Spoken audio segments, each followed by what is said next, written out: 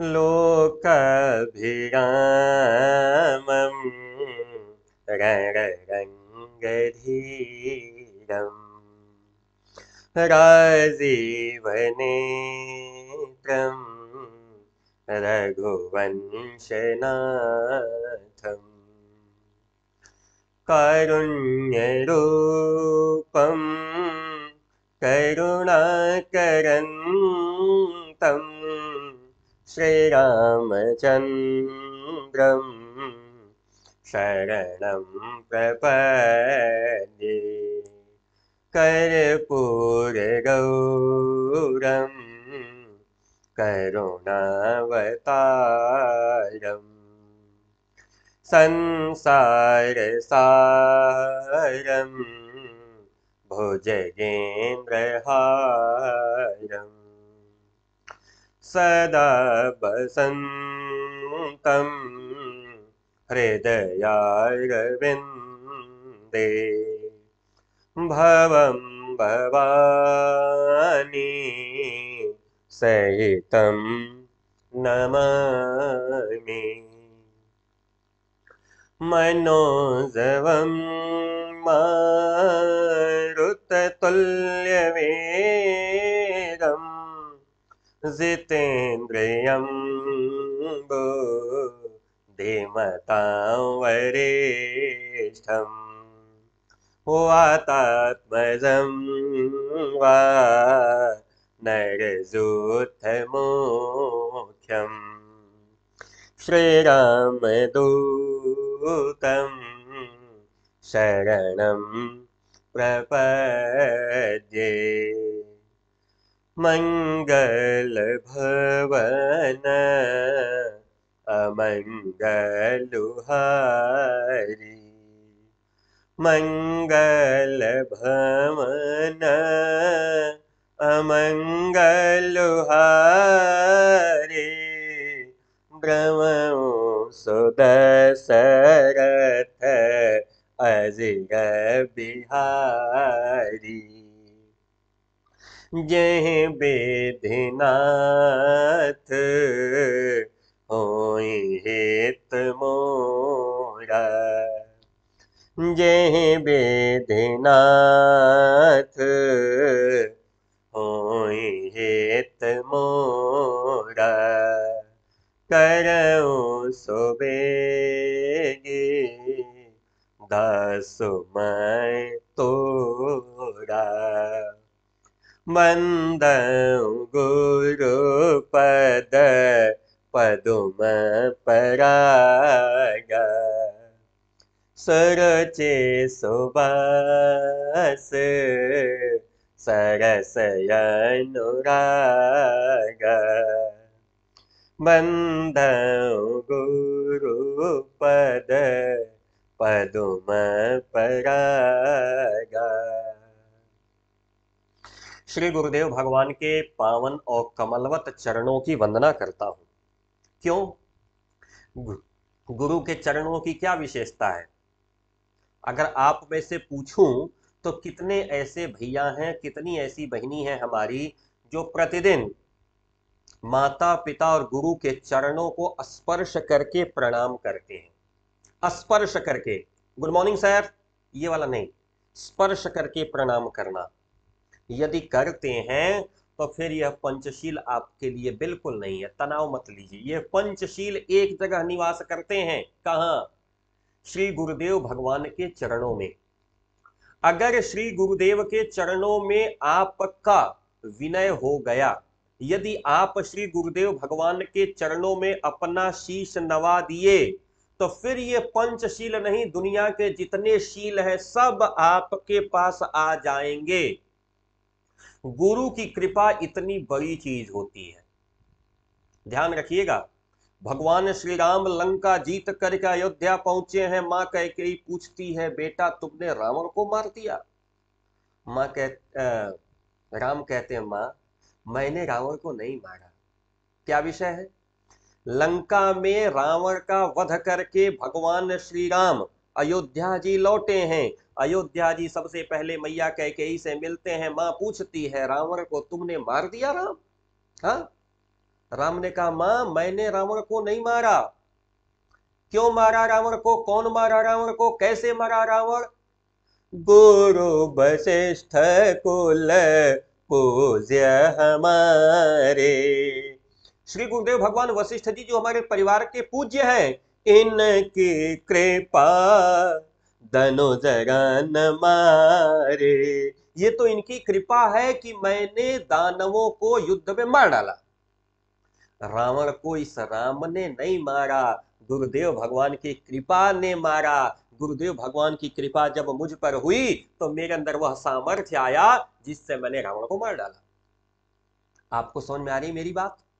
गुरुदेव की कृपा जब होती है ना, तो फिर आपके अंदर इतना पुरुषार्थ आ जाता है, आपके अंदर इतनी क्षमता आ जाती है ना, कि फिर ये हिंदी का पेपर क्या होता है। जीवन में आने वाली कोई भी कठिनाई, जीवन में आने वाली कोई समस्या, जीवन में आने वाला कोई भी प्रतिकूल परिस्थिति का विषय आपके लिए प्रभाव ही नहीं रखेगा, प्रभावहीन हो जाता है। इसलिए प्रतिदिन का यह आदत बनाया जाए, प्रातः काल उठे के रघुनाथा, मातो पिता गुरु नाम ही माथा। घर वाले आपको पागल घोषित कर दें, आज तक नहीं करता था, ये क्या नया शुरू कर दिया नौटंकी। प्रणाम करना यह नौटंकी नहीं है, प्रणाम करना यह हमारी आध्यात्मिक चेतना का स्तंभ है। प्रणाम करना समझ रहे क्या है? यह आंतरिक जो हृदय की जिजीविषा है ना, जो इच्छा शक्ति है ना, उसका केंद्रीय स्तंभ है।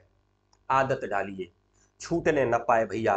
दिखावे के चक्कर में माता पिता गुरु के चरणों का स्पर्श न छूटे। जिस दिन छूटा जीवन में अवनति प्रारंभ हो जाएगी, अंधकार आने लगेगा, प्रकाश दिखाई नहीं देगा। इन्हीं सारी शुभकामनाओं के साथ आज की कक्षा को प्रारंभ करते हैं। मैं रविकांत त्रिपाठी, जनपद देवरिया, उत्तर प्रदेश से, और आज का विषय है पंचशील सिद्धांता। 5 ऐसे सिद्धांत जो शील का निर्धारण करते हैं। शील कहते हैं चरित्र को। शील किसे कहते हैं? चरित्र को। आपके बारे में इस धरती पर कोई भी व्यक्ति गलत बात न कहे, इसका तात्पर्य यह है कि आपको अपने चरित्र पर इतना मजबूत होना पड़ेगा कि आपके ऊपर कोई एक कलंक न लगा पावे, आपके ऊपर कोई आरोप न लगा पावे। यदि आपके ऊपर किसी प्रकार का आरोप लगा तो समझ लीजिएगा कलंक काजल से भी ज्यादा काला होता है। जीवन में कलंक से बचिए। पंचशील का सिद्धांत, यद्यपि यह सिद्धांत राजनीति से प्रेरित है, जो पाठ्य पुस्तक में हमें पढ़ना है, यह पंचशील का सिद्धांत राजनीति से प्रेरित है। लेकिन मैं आपको बताऊं कि यह 5 सिद्धांत राजनीतिक होंगे सो होंगे, लेकिन वर्तमान में हमारे और आपके लिए व्यक्तिगत रूप से बड़े व्यावहारिक है। इसलिए आज का पाठ महत्वपूर्ण होने वाला है। यद्यप पाठ छोटा सा, बहुत बड़ा पाठ नहीं है, छोटा सा पाठ है, लेकिन है बड़ा महत्वपूर्ण। ध्यानपूर्वक समझिएगा। इसलिए समझिएगा क्योंकि यह सिद्धांत ऐसे हैं जो जीवन भर हमको प्रतिष्ठा दिलवाएंगे। कल हम लोगों ने पढ़ा था क्या? जरा मृत्युर्भयं नास्ति। जिनको बुढ़ापे और मृत्यु का भय नहीं होता है, ऐसे कीर्ति रूपी शरीर। तो यह कीर्ति रूपी शरीर कैसे बनता है? जब हम शील से मजबूत होते हैं, चरित्र से मजबूत होते हैं। समझ में आई बात? इसलिए चरित्र की मजबूती, दुनिया में कोई व्यक्ति हमारे पर कलंक न लगा पाए। क्लास को स्टार्ट करते हैं। इसके पहले छोटी सी सूचना 1 मिनट में आपको दे दें कि हाफ ईयरली का पेपर हर जगह चल रहा है। बहुत सारे बच्चे मुझे पेपर भेज रहे हैं, कल भी बच्चों ने मुझे पेपर भेजा था, आज भी भेजा है। ये जो पीडीएफ आप लोग लिए उससे कुछ फायदा मिल रहा है? अगर मिल रहा हो तो प्लीज कमेंट में बता दीजिए। ये जो पीडीएफ आप लोग लिए उससे कुछ फायदा मिल रहा है?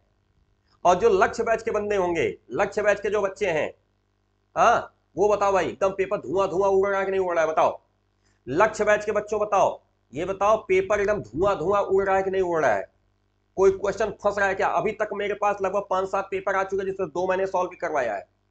मुझे तो नहीं लग रहा कहीं कोई पेपर फंस रहा है, सारा तो लग ही रहा है। या शाबाश। तो अभी भी जो बच्चे लक्ष्य बैच नहीं ज्वाइन किए हैं कर सकते हैं, क्योंकि लक्ष्य बैच में अभी दिसंबर और जनवरी में बहुत ही एक स्पेशल कैटेगरी आने वाली है, आप उसको ले सकते हैं। दूसरी बात, पीडीएफ इंग्लिश और हिंदी दोनों अवेलेबल है, आप उसको भी ले सकते हैं। गूगल प्ले स्टोर पर से जाकर रविकांत त्रिपाठी का ऐप डाउनलोड कर लीजिए, आपको बेहतर चीजें मिल जाएंगी। तो फिर शुरू किया जाए आज का चैप्टर। हाँ, एक चीज और बता दूं, मैं आज मथुरा में हूं। कल और परसों 2 दिन यानी शनिवार और रविवार मैं यहीं मथुरा, वृंदावन, आगरा के अगल बगल रहूंगा। स्थानीय बच्चे चाहे तो आप टेलीफोन नंबर पर संपर्क करके मुलाकात कर सकते हैं। जी हाँ बच्चों, आप लोगों के विशेष आग्रह पर जो बच्चे बार बार डिमांड कर रहे थे हाथरस के, मथुरा के, वृंदावन के या आगरा के बच्चे, प्लीज आप संपर्क कर लीजिए आज अभी से लेकर सुबह तक, क्योंकि कल यानी शनिवार और परसों रविवार 2 दिन मेरा प्रवास यहीं पर है। अगर आप में से कोई मिलना चाहे तो मुलाकात हो सकती है। आपके लिए स्पेशल गिफ्ट भी मेरे पास पड़ा हुआ है, वो मैं आपको हैंड ओवर करूंगा। और रविवार की शाम को मेरी ट्रेन हाथरस से है, तो अगर हाथरस के बच्चे होंगे तो रविवार की शाम को हाथरस में ही मिल लेंगे। ठीक है, तो ये 2 सूचनाएं थी। आइए क्लास स्टार्ट करते हैं। पंचशील सिद्धांता, 5 ऐसे सिद्धांत जो शील को निर्धारित करते हैं। शील यानी चरित्र, शील यानी चरित्र, आपके व्यवहार को निर्धारित करते हैं। ऐसे 5 सिद्धांतों पे हम चर्चा करने वाले हैं। आइए, पंचशीलम इति शिष्टाचार विषयका सिद्धांता। आपको पता है ना कि इससे प्रश्न कैसे आएंगे? 2 नंबर का संदर्भ और 5 नंबर का अनुवाद, 7 नंबर का मामला आ सकता है, इसलिए ध्यानपूर्वक समझिएगा। पंचशीलम इति, पंचशील ऐसा, इति माने होता है ऐसा। पंचशीलम इति शिष्टाचार विषय का सिद्धांता, शिष्टाचार विषय के सिद्धांत हैं। मनुष्य को जीवन में शिष्ट आचरण कैसे करना चाहिए, शिष्टाचार। शिष्टाचार समझते हैं? अपने से श्रेष्ठ मिले तो तुरंत उसका क्या करना चाहिए, अभिवादन करना चाहिए। अपने से कोई छोटा मिले तो उसको प्यार करना चाहिए, यही तो शिष्टाचार है ना। रास्ते पे चल रहे हैं, कोई सामग्री खाए तो जो खाने की जो विषय वस्तु जिस कागज में, ठोंगे में या प्लेट में मिली थी उसको सही डस्टबिन में डालेंगे, इधर उधर नहीं थूकेंगे, गंदगी नहीं फैलाएंगे, सरकारी संपत्ति या कोई भी इस तरह की संपत्तियों की सुरक्षा करेंगे। ये सब क्या है? ये सब शिष्टाचार है। तो क्या कहा? पंचशीलम इति शिष्टाचार विषय का सिद्धांता, ये सदाचार शिष्टाचार के सिद्धांत हैं पंचशील। महात्मा गौतम बुद्ध एतान, महात्मा बुद्ध ने, बचपन का नाम उनका क्या था? सिद्धार्थ, बाद में उनका नाम हो गया था गौतम, ये आपको याद है। राजा शुद्धोधन के पुत्र हैं, यही सत्य है ना। राजा शुद्धोधन के पुत्र सिद्धार्थ, बाद में उनका नाम क्या हो गया? गौतम। तो महात्मा गौतम बुद्ध ने इन 5 सिद्धांतान, सिद्धांतों को पंचशील इति, पंचशील ऐसे नामना, नाम से स्वशिष्यान, अपने शिष्यों को शास्ति, पढ़ाया, बताया, सिखाया, शासन किया। शास्ति का मतलब होता है शासन करना। तो देखो, जो गुरु होते हैं ना, जो शिक्षक होते हैं, जैसे हम लोग है ना शासन ही करते हैं शासन समझते हैं, और आप लोग क्या करते हैं? अनुशासन। 2 शब्द है, शासन और अनुशासन। यहां लिखा है शास्ति, शासन किया। शासन किया मतलब नियमों को बनाना और उन नियमों का पालन करवाना। अच्छा, आप में से कितने लोग प्रधानाचार्य के साथ बैठ करके नियम बनाते हैं कि सर घंटी 40 मिनट की नहीं, अब कल से 45 मिनट की चलेगी? आप लोग बनाते हैं नियम?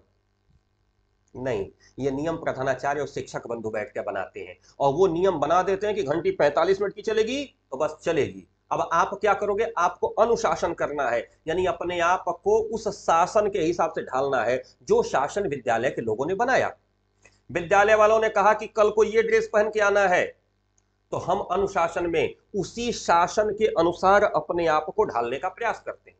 घरों में भी यही होता है, हमारे पिताजी जो चीज कह देते हैं ना, उस चीज को हम मतलब क्या करते हैं? व्यवस्थित करते हैं, अपने को एडजस्ट करते हैं। हम नियम नहीं बनाते, नियम हमसे जो बड़ा होता है वो बनाता है। तो जो नियम बनाता है वो शासन करता है, नियम का पालन करवाता है। अब ऐसे समझ में आइएगा कि 5 शील के जो सिद्धांत हैं ये शिष्टाचार विषय के सिद्धांत हैं। महात्मा गौतम बुद्ध ने इन 5 सिद्धांतों को पंचशील ऐसे नाम से अपने शिष्यों को सिखाया या अपने शिष्यों को समझाया, बताया। अतः इसलिए एवायम शब्द, इसलिए यह शब्द अधुना अपि तथैव स्वीकृतः, इसलिए यह शब्द अधुना अपि, आज भी, अधुना अपि मतलब आज भी, तथैव उसी प्रकार, स्वीकृतः स्वीकार कर लिया गया है। 5 शील के सिद्धांत महात्मा गौतम बुद्ध ने अपने शिष्यों को पंचशील नाम से सिखाया। अब चूंकि यह समय आज भले परिवर्तित हो गया है, आधुनिक काल आ गया है, लेकिन इन सिद्धांतों की उपयोगिता ऐसी है कि आज भी ये सिद्धांत यथास्थिति स्वीकार कर लिए गए हैं। क्या क्या है? इमे सिद्धांता क्रमेण एव संति, ये सिद्धांत क्रम से इस प्रकार है। पूरा लिखिएगा। पंचशील नाम के जो सिद्धांत हैं वो शिष्टाचार विषय के सिद्धांत हैं। महात्मा गौतम बुद्ध इन 5 सिद्धांतों को पंचशील नाम से अपने शिष्यों को पढ़ाए, सिखाए। इसलिए यह शब्द आज भी जस का तस स्वीकार कर लिया गया है। ये सारे सिद्धांत क्रम पूर्वक इस प्रकार हैं।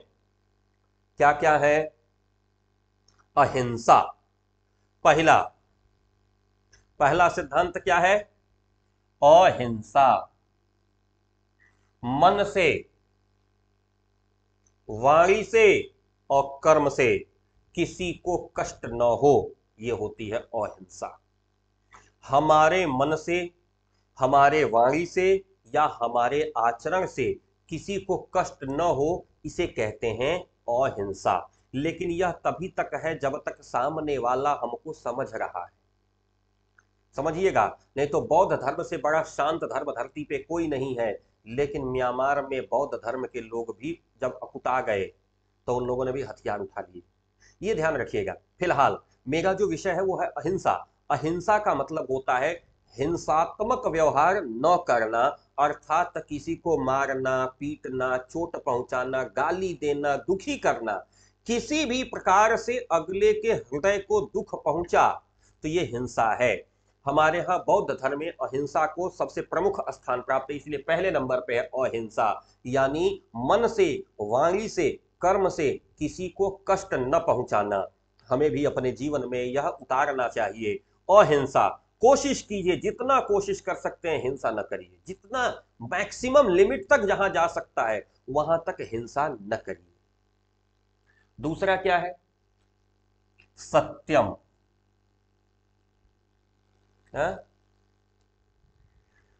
धर्म न दूसर सत्य समान। सत्य के समान दूसरा कोई धर्म नहीं है।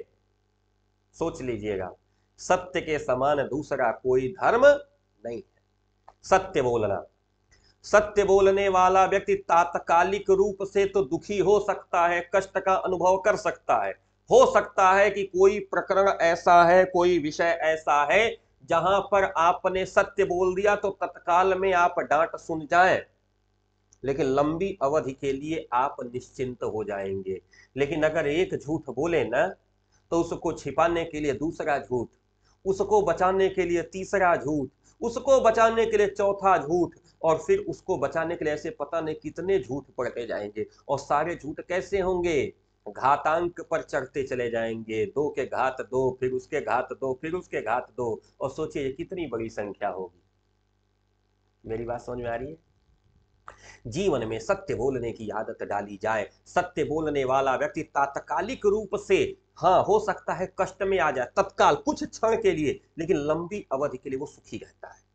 झूठ बोलने का दूसरा नुकसान, आपको याद रखना पड़ता है कि आपने बोला क्या था।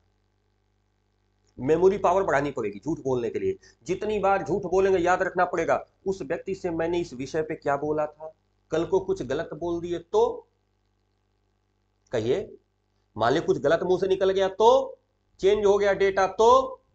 इसलिए सत्य बोला जाए। सत्य बोलने में तात्कालिक नुकसान तो है लेकिन लंबी अवधि का फायदा है। झूठ बोलने से तात्कालिक फायदा तो है लेकिन लंबी अवधि का नुकसान है। इसलिए दूसरा सिद्धांत है सत्य। तीसरा सिद्धांत क्या है? अस्तेय, चोरी न करना। अस्तेय, चोरी न करना। चोरी न करना मतलब ईश्वर ने जो दिया है वह पर्याप्त है, जो प्राप्त है वह पर्याप्त है, इतना ही मेरे लिए जानना है। हमारे पास फॉर्च्यूनर नहीं है तो फॉर्च्यूनर के लिए हम परेशान न हो। मेरे पास आईफोन का मोबाइल नहीं है तो हम उसके लिए हम चोरी करेंगे, झूठ बोलेंगे? हाँ, गलत बात। चौथा है अप्रमादः। अप्रमाद का मतलब होता है अहंकार, दंभ। तुम जानते हो हम कौन हैं, हाँ, समझाएं तुमको, पहचान नहीं रहे हमको? ये जो है ना वो है प्रमाद, अहंकार। अच्छा, ये सब जानते हैं, ये सब कहां से आता है? इस सब के पीछे एक ही दोष है, काम। इसीलिए कहा जाता है काम क्रोध मद लोभ सब नाथ नरक के पंथ। ये सब नरक के रास्ते हैं। इसलिए कामना, जानते हैं, इच्छा, ये सबको जन्म देती है। इच्छा, इच्छा को जितना नियंत्रण में रखे, कामना, कामना जितना नियंत्रण में रहेगी ना, इन सारी चीजों से आप बच जाएंगे। कामना ही, मेरा मन कर रहा है ये काम करना, अगला नहीं करने दे रहा है तो हम हिंसा पे उतर गए। हमारा काम है यह होना चाहिए, नहीं हो पाया, झूठ बोल करके अपना काम करवाए। हमको अपना काम करवाना है, नहीं हो पा रहा है तो चोरी करके कर लिए। हमको अपना काम अगर हो गया समय रहते तो अहंकार में फूल गए, हैं, हमारे जैसा था को करवा लिया, कोई करवा पाता? कहीं जा करवा लिए हो, जाओ करवा लेना। ये होता है प्रमाद।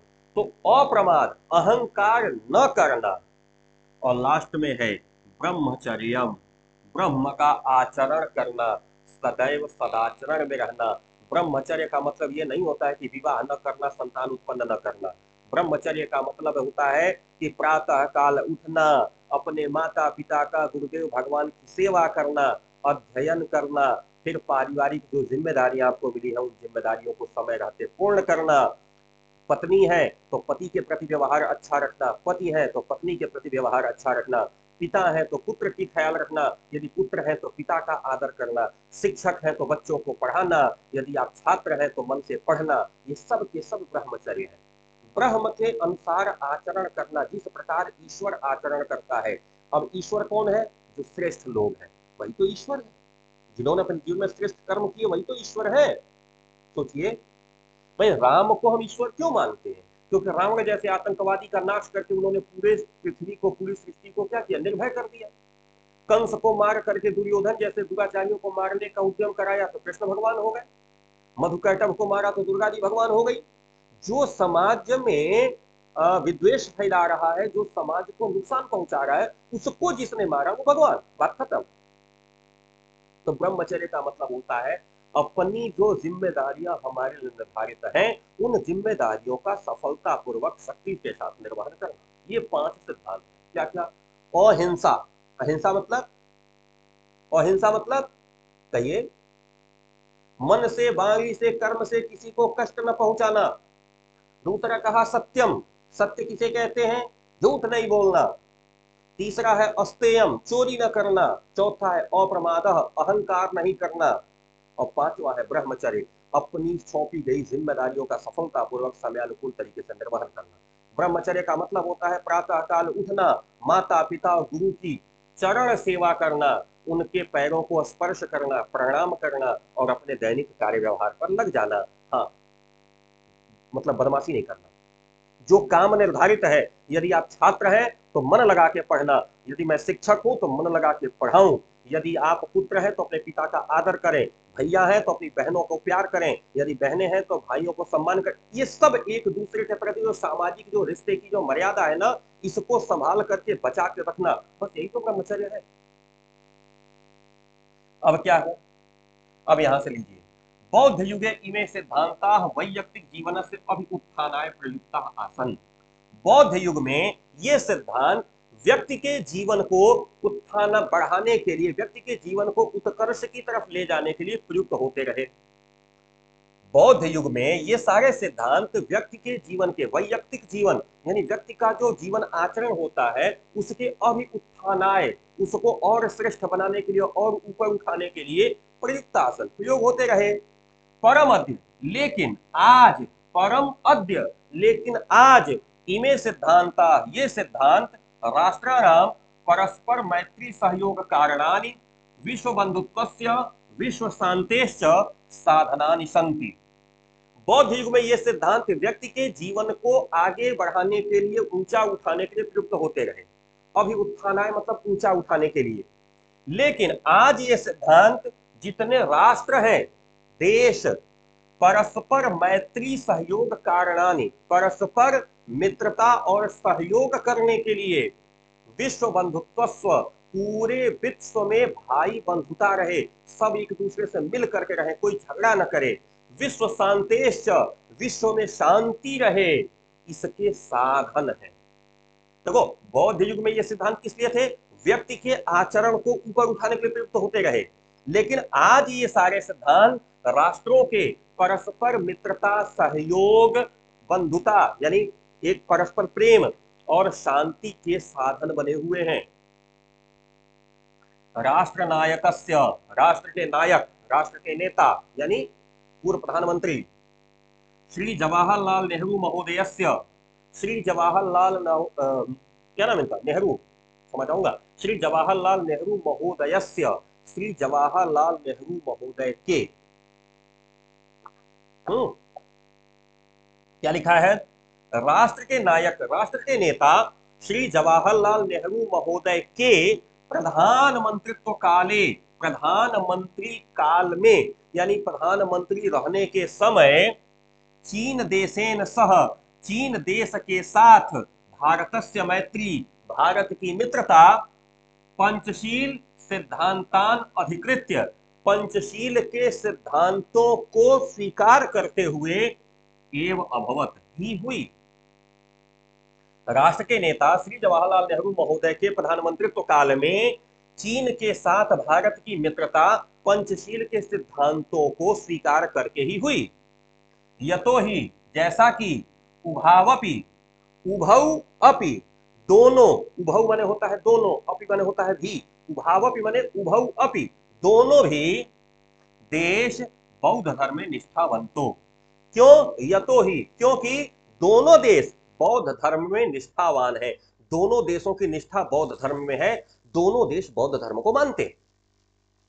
आधुनिक जगति, आज के समय में, आधुनिक जगति मतलब आज के युग में, आज के समय में, आज के संसार में पंचशील सिद्धांताः, पंचशील के सिद्धांत नवीनम राजनैतिक स्वरूपम गृहीतवन्तः, नए और राजनैतिक स्वरूप प्राप्त कर लिए हैं, और एवं च व्यवस्थिताः, और इस प्रकार व्यवस्थित किए गए हैं।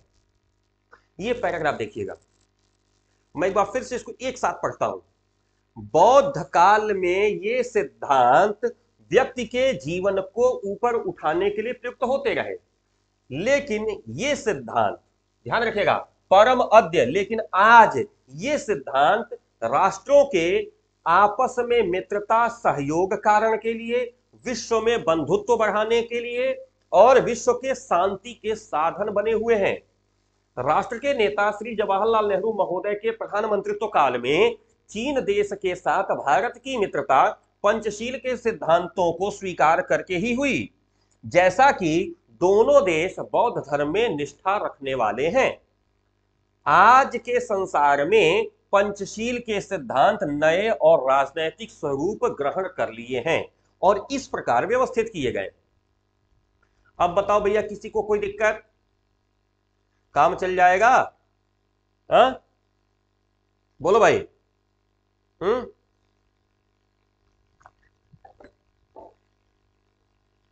कोई दिक्कत तो नहीं है ना? आइए, अब ये 5 जो हैं पंचशील के सिद्धांत वर्तमान में क्या स्वरूप प्राप्त कर लिए हैं? पहला है किमपि राष्ट्रम, कोई भी राष्ट्र, किमपि राष्ट्रम, कोई भी राष्ट्र, कस्याश्च अन्यस्य, किसी भी अन्य राष्ट्रस्य, देश के, आंतरिकेषु, आंतरिक विषयेषु, विषयों में, कीदृशम अपि व्याघातम न करिष्यति। ध्यान रखेंगे, पहला सिद्धांत क्या बनाया चीन और भारत की मित्रता होने पर, कि कोई भी राष्ट्र किसी भी अन्य राष्ट्र के आंतरिक विषयों में किसी प्रकार का कोई भी व्यवधान नहीं करेगा, डिस्टर्ब नहीं करेगा। दूसरा सिद्धांत क्या बनाया? प्रत्येक राष्ट्रम परस्परम प्रभुसत्ताम प्रादेशिकीम अखंडताम च सम्मानयिष्यति। प्रत्येक राष्ट्र परस्पर एक दूसरे की प्रभुसत्ता, जो उसकी प्रभुसत्ता कह सकते हैं, जो वहां का लोकतंत्र है, जो वहां की व्यवस्थाएं हैं, जो राजसत्ता, लोकतंत्र या राजतंत्र जो भी है, उसको कहते हैं प्रभुसत्ता। यानी जो देश को चलाने की व्यवस्था है वो है प्रभुसत्ता। तो प्रत्येक राष्ट्र एक दूसरे की जो देश को चलाने की व्यवस्थाएं हैं और जो उसकी प्रादेशिकी अखंडता है, यानी देश की जो अखंडता है, हाँ, उसको क्या करेगा? सम्मान देगा, सम्मान करेगा। प्रत्येक देश दूसरे देश के प्रादेशिकी अखंडता यानी उसकी सीमाओं की सुरक्षा, वह देश अखंड रहे, वह देश टूटने ना पाए, और उस देश में जो शासन सत्ता चल रही है उसका वह सम्मान करेगा। समझ में आई बात? तीसरा है प्रत्येक राष्ट्रम परस्परम समानताम व्यवहारिष्यति। प्रत्येक राष्ट्र एक दूसरे से समानता का व्यवहार करेगा। प्रत्येक राष्ट्र एक दूसरे से समानता का व्यवहार करेगा। चौथा है किमपि राष्ट्रम अपरेण न कृष्यन्ते। कोई भी राष्ट्र दूसरे पर आक्रमण नहीं करेगा। देखिए बड़ा मामला है। किमपि राष्ट्रम अपरेण न कृष्यन्ते, कोई भी राष्ट्र अपरेण दूसरे पर आक्रमण नहीं करेगा। और पांचवा क्या है? सर्वाण्यपि राष्ट्राणि मिथः स्वाम स्वाम प्रभुसत्ताम शांत्याः रक्षिष्यन्ति। सभी राष्ट्र अपने अपने प्रभुसत्ता की शांतिपूर्वक सुरक्षा करेंगे। मिथः मिल करके, मिथः मतलब मिल करके, ध्यान रखिएगा, इसलिए मैंने इसको अलग से निकाला।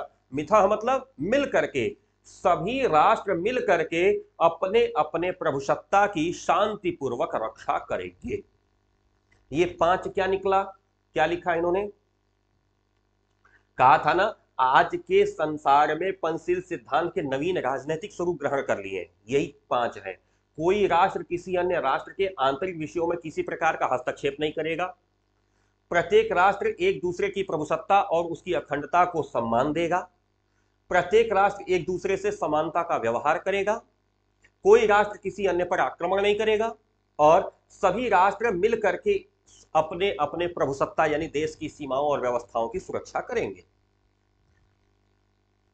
विश्वस्य यानि राष्ट्राणि शांतिमिच्छन्ति। विश्व के जो भी राष्ट्र शांति की इच्छा करते हैं, तानि इमान, वे सभी इन नियमान अंगीकृत्य, इन नियमों को स्वीकार करके, परस्पर राष्ट्रीय सार्धम, दूसरे राष्ट्र के साथ, स्वमैत्री भावम, अपनी मित्रता का भाव, दृढ़ीकुर्वन्ति, मजबूत करते हैं।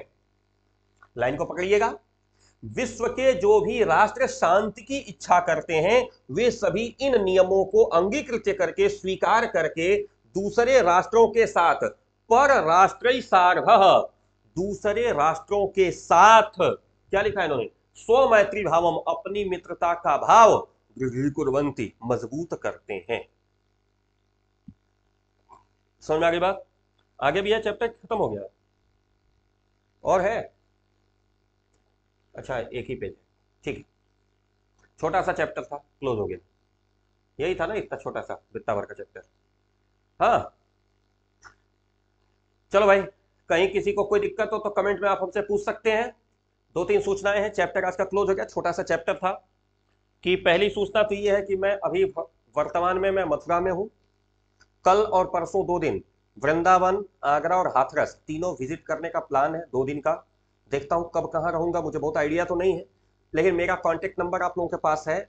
अगर आप में से कोई व्यक्ति मथुरा, वृंदावन या हाथरस, आगरा का है तो कृपया जरूर मुलाकात करें, मुझे अच्छा लगेगा। और बाकी देखता हूं, ठीक है। और आज के सेशन में आप लोग को मजा आया होगा, ऐसा मेरा विश्वास है। और कोई असुविधा हो तो आप उसको कमेंट बॉक्स में भी दे सकते हैं। अगली चीज बताना चाहूंगा कि अगर लक्ष्य बैच के बच्चे हैं तो तैयार हो जाए। अगले वीक से लक्ष्य बैच की जो क्लासेज एक हफ्ते से रुकी हुई थी वो चालू हो रही हैं, क्योंकि हमारे इंटरनेट कनेक्टिविटी थोड़ी दिक्कत आ गई थी, बट अभी सही हो गया। इसलिए लाइव क्लासेस लेने में दिक्कत हो रही थी, बट अभी सब कुछ शेड्यूल हो गया है, मुझे ऐसा लगता है।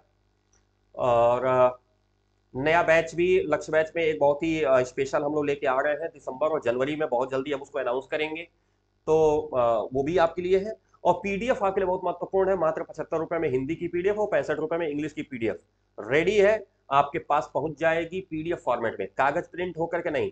जैसे ही आप उसका पैसा पेमेंट करेंगे तुरंत आपके मोबाइल में डाउनलोड हो जाएगी। आप उसको लैपटॉप पे, टीवी पे कहीं खोल के पढ़ सकते हैं, प्रिंट आउट निकलवा सकते हैं। और बड़ा विश्वास बता रहा हूं कि बोर्ड परीक्षा में 80-90 नंबर से कम का नहीं लगेगा। तो जिन लोगों ने अभी तक पीडीएफ नहीं लिया, फटाक से ले लीजिए। और बैच में अगर आना चाहते हैं तब तो मोस्ट वेलकम है। क्यों? क्योंकि संस्कृत का क्वेश्चन आंसर पूरा और इसका संदर्भ अनुवाद सब और व्याकरण खंड पूरी तरह से लक्ष्य बैच में ही कराया जाएगा एप्लीकेशन पे। इसके लिए आपका बहुत न्यूनतम शुल्क है, 600 रुपए में हिंदी इंग्लिश दोनों, और 400 रुपए में हिंदी और 400 रुपए में इंग्लिश। ये एक स्पेशल व्यवस्था है। आप लोग अगर आना चाहें तो आ सकते हैं, क्योंकि अभी ग्रामर जो सबसे महत्वपूर्ण है वो वहीं पे आने वाला है, इंग्लिश ग्रामर भी और हिंदी ग्रामर भी। ठीक है, तो जिन लोगों ने लक्ष्य बैच नहीं लिया फटाफट ले लीजिए। और बाकी अगर आप मथुरा वृंदावन आगरा से हैं तो फिर मैं इंतजार कर रहा हूँ आपका, कब आपका कॉल आ जाए और कब मेरी आपसे मुलाकात हो जाए। हाँ, और बस इतना ही है। और आई थिंक सोमवार से या मंगलवार से जितना जल्दी हो सकेगा आपकी जो ग्रामर की क्लासेस चालू हो जाएंगी। ग्रामर की क्लासेस के लिए आप लोग लक्ष्य बैच पर ही निर्भर रहेंगे। और अगर यूट्यूब के भरोसे हैं तो पिछले वर्षों की जो वीडियोज हैं उससे आपका काम चलाना होगा। तो यही है, और बाकी सब कुछ आपका प्यार, जितना हमसे आशीर्वाद ले सकते हैं वो सब मेरा आपके साथ है। हाफ ईयरली एग्जाम चल रहे हैं, उसके लिए सभी लोगों को बेस्ट ऑफ लक, और मिलते हैं जल्दी, तब तक के लिए। हाँ, कुछ कमेंट्स में है तो दे दीजिए, मैं उसका जवाब दे देता हूँ। सिया राम मैं सब जग जानी, सिया राम मैं सब जग जानी, करऊं प्रणाम जोर जोग पानी, करऊं प्रणाम जोर जोग पानी।